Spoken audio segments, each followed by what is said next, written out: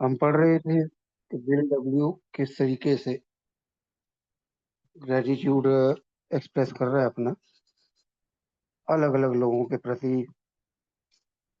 Henrietta सेबरलिंग, उसके बाद में डॉक्टर सिल्कवर्थ, और कैलवरी मिशन में सैम शूमेकर। तो इस तरीके से बाद में उसने दो नाम भी लिए, हेनरी पी ऑफ इस्माइल। तो ये सारा उसने बताया और फिर अपने घर की हिस्ट्री बताई कि किस तरीके से अल्कोहलिक्स रखे भी थे, लेकिन एक्सपीरियंस को बहुत अच्छा नहीं रहा। तो ये न्यूयॉर्क की कहानी बता रहा था एक्रोन, किससे पहले हम पढ़ चुके थे। न्यूयॉर्क में कैसे फेलोशिप आकार ले रही थी, वो हम पढ़ रहे थे। तो उसी को आगे थोड़ा सा कंटिन्यू करते हैं। Page 74, second paragraph. Until the middle of 1937, we in New York had been working alongside the Oxford groups. 1937 के मिडल तक न्यूयॉर्क वाले जो हैं शराबी जो इकट्ठे हो रहे थे, वो ऑक्सफोर्ड ग्रुप के साथ काम कर रहे थे। एकरॉन में भी हमने देखा कि ऑक्सफोर्ड ग्रुप के साथ काम कर रहे थे और उनके टेनेंट्स यूज कर रहे थे जो एब्सोल्यूट से। और यहाँ भी ऑक्सफोर्ड ग्रुप के साथ मिलकर काम कर रहे थे। But in the latter part of that year we most reluctantly parted company with this great friends. लेकिन 1937 1937 के अंत में हम ऑक्सफोर्ड ग्रुप से अलग हो गए। ये न्यूयॉर्क वाले जो भी मेंबर्स थे वो ऑक्सफोर्ड ग्रुप से अलग हो गए। कारण क्या रहा वो भी आगे बताएगा बिल डब्ल्यू। लेकिन 1937 के एंड में हम ऑक्सफोर्ड ग्रुप से अलग हो गए न्यूयॉर्क में। Naturally enough they did not think too highly of our objective, limited as it was to alcoholics. अब ऑक्सफोर्ड ग्रुप वालों का क्या ऑब्जेक्टिव था, क्या पर्पस था, क्या उद्देश्य था? वो तो दुनिया को सुधारने चले थे, और हम शराबियों का एक बिल्कुल सीमित उद्देश्य था कि हमें शराबियों के साथ ही काम करना है, हमें कोशिश करके शराबियों को सुधार में लाना है। तो ऑक्सफोर्ड ग्रुप के लिए कोई बहुत बड़ा ये उद्देश्य नहीं था, उनके लिए तो पूरी दुनिया का सुधार उद्देश्य था। तो शराबियों का सुधार जो है उनके लिए कोई बहुत बड़ा उद्देश्य नहीं था। तो इसलिए इतना ज्यादा उनका उत्साह भी नहीं था इस तरफ, इतना ज्यादा उत्साह भी नहीं था।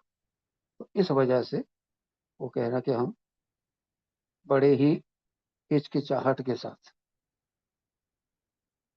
जो उसने कहा है बहुत मोस्ट रिलक्टेंटली, बहुत ही झिझकते हुए, बहुत हिचकिचाहट के साथ हम अपने इन बड़े प्यारे दोस्तों से अलग हुए, क्योंकि वो हमारे सीमित उद्देश्य को समझ नहीं पा रहे थे, या वो उनके लिए ज्यादा मायने नहीं रखता था।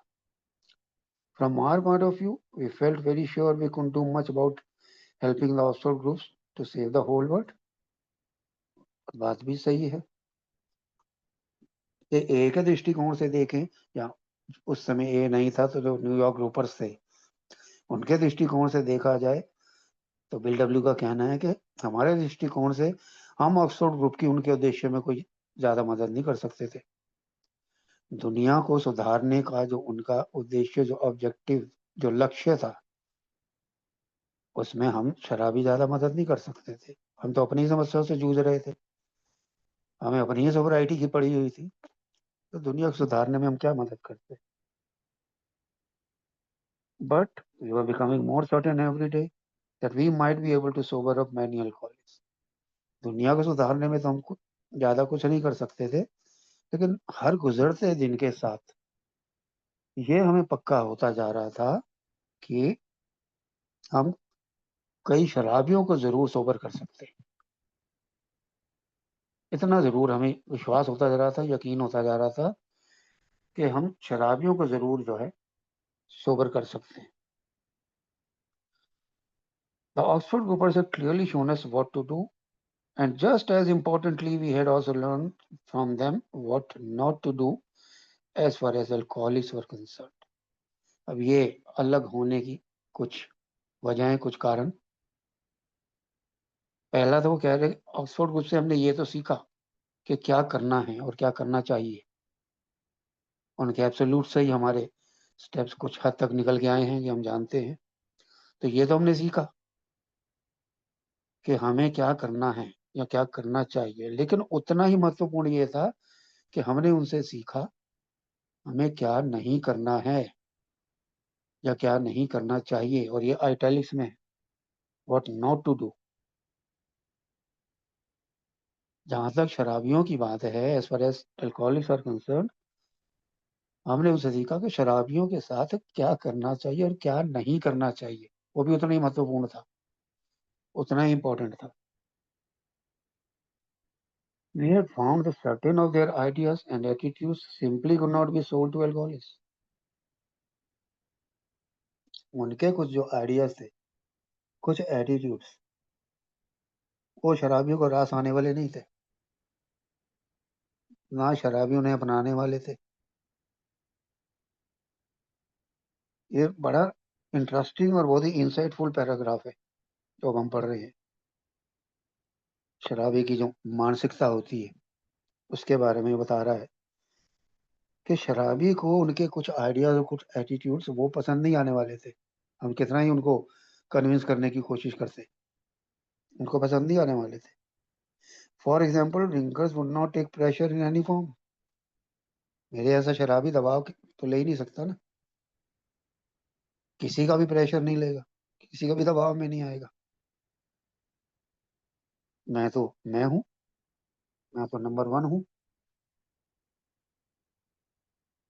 तो मैं कैसे किसी का प्रेशर ले लूंगा, मैं किसी के कैसे जबरदस्ती, ये प्रेशर का मतलब यहाँ कि जबरदस्ती कैसे बात मान लूंगा किसी की। मेरे साथ कोई जबरदस्ती कैसे कर सकता है? शराबी जबरदस्ती नहीं मानता किसी की।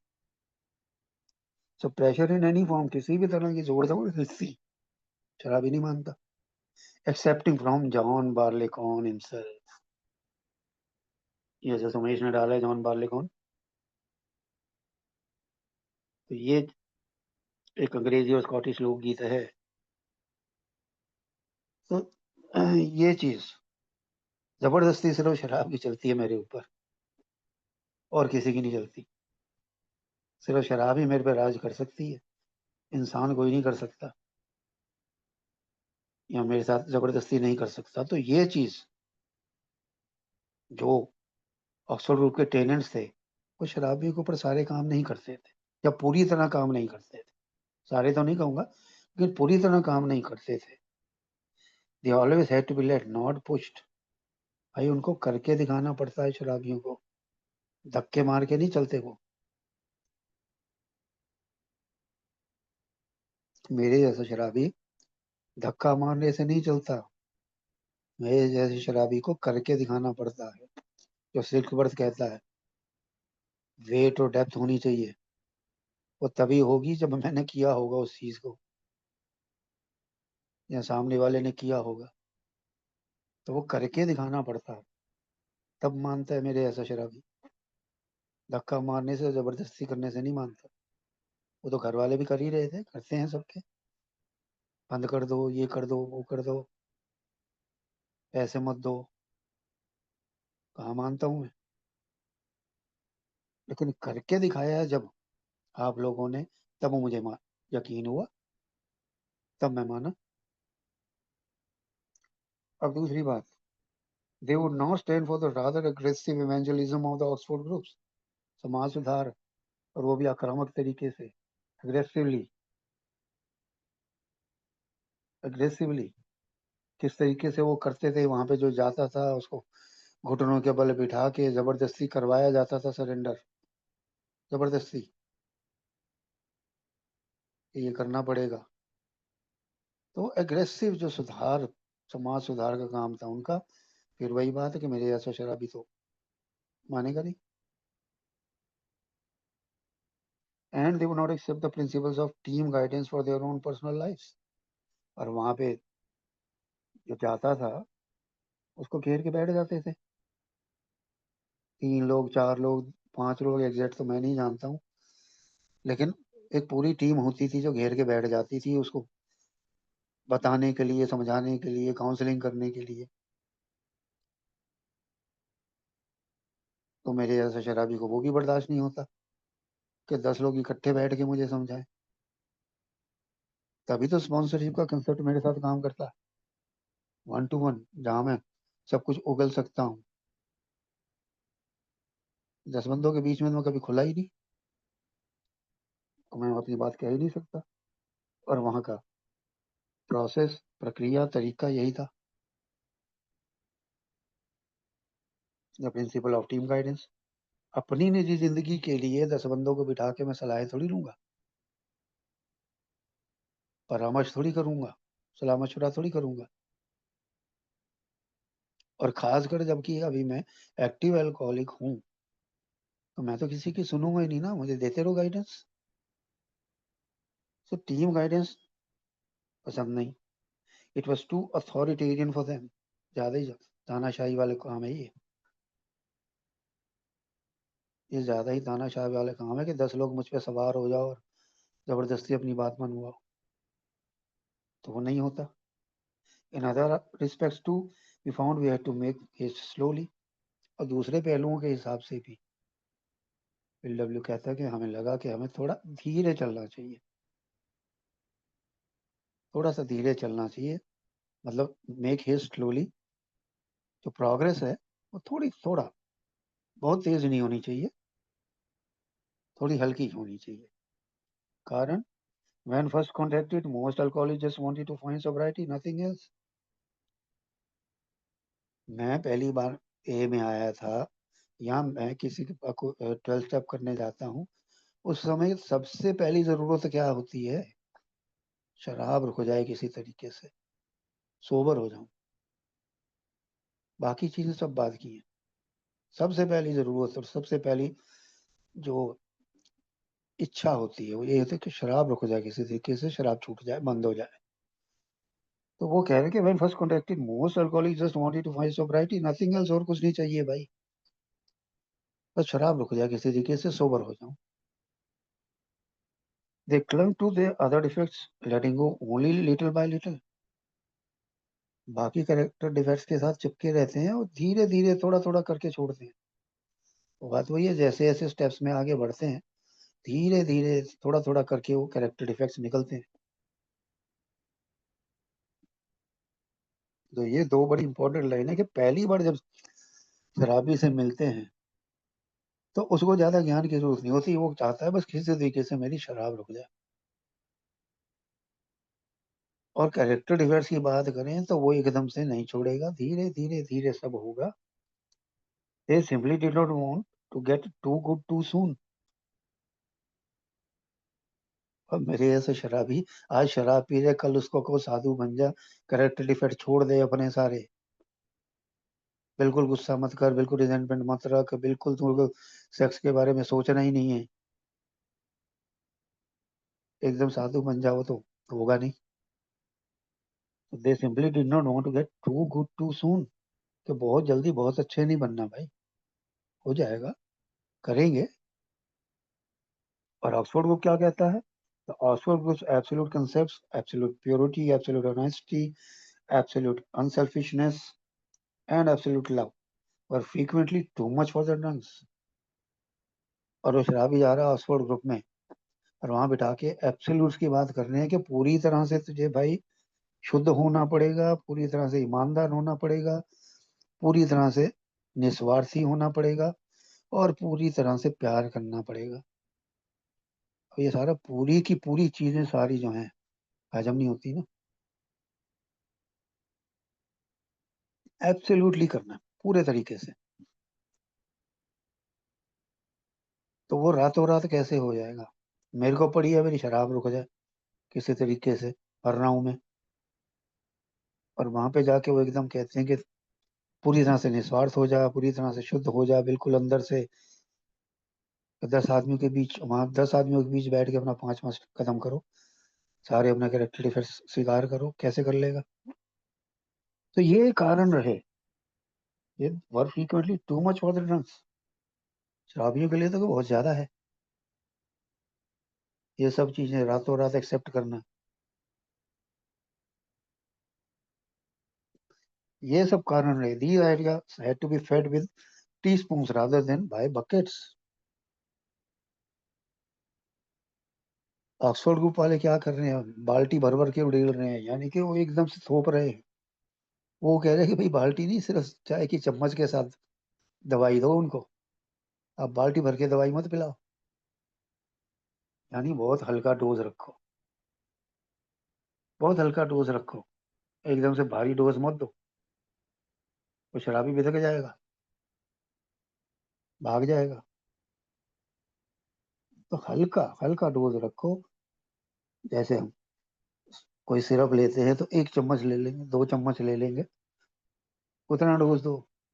और कोई के पूरी बोतल एक साथ पी जाए दवाई की तो नहीं होगा ना, हजम ही नहीं होगी, कुछ ना कुछ उल्टा इफेक्ट होगा। तो वही चीज वो कह रहे हैं कि ये जो आइडियाज थे एब्सोल्यूट्स के, ये धीरे धीरे उनके दिमाग में डालने हैं, एकदम से नहीं कि आप सब कुछ थोप दो कि अभी कर सब कुछ।